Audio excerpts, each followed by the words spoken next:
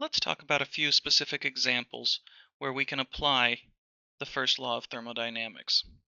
So our first example is an adiabatic system. This is a system where no heat can flow in or out of the system. This might be achieved, for example, by having the system be very thoroughly insulated. Sometimes it's achieved by having the change take place fairly rapidly, too rapidly for thermal energy to flow from one place to another. Because heat is zero, then our first law simply states delta E internal equals Q minus W. With Q going to zero, the change in internal energy is entirely equal to minus the work. In other words, the internal energy can only increase if work is done on the system. The second situation is a situation of constant volume. That's what would happen if I came here and somehow fixed this in place. For example, put a little bolt here so it can't move. The pressure can change, but the volume can't change. In that case, work equal to the integral of P dV would have to be zero, because with no change in volume, no work is done on the system. If there's no work done on the system, delta E internal, Q minus work goes to zero.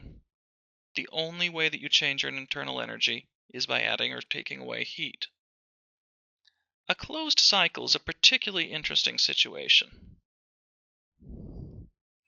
We see that back here, we start and end at the same place. As a result, any state variable, including internal energy, must come back to its original value. So we have delta E internal equals E final minus E initial, but these are the same state, so that's zero. That means 0 equals Q minus W, or in other words, the heat has to equal the work. This is really important for refrigerators and engines. There are situations where we go in a cyclic process, but we manage to convert some heat into work, or we manage to use some work to generate a change in temperature that we wouldn't otherwise get, or to move heat in a direction it wouldn't otherwise go. The last key one here is the free expansion. In a free expansion, we have one area with gas in it, one area without, and we simply open it up and let it freely expand into this space.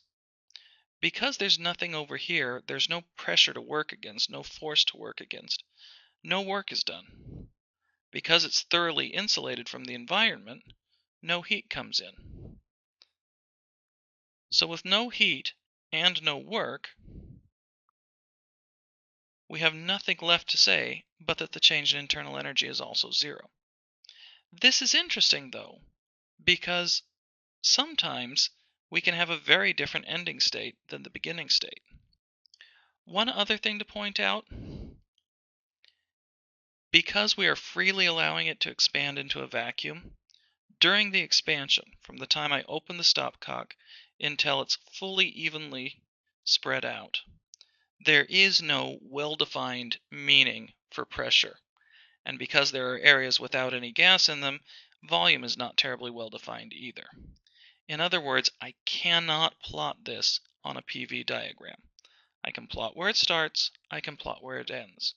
But while the process is going on, I can't plot it on the PV diagram. Pressure and volume are not well defined.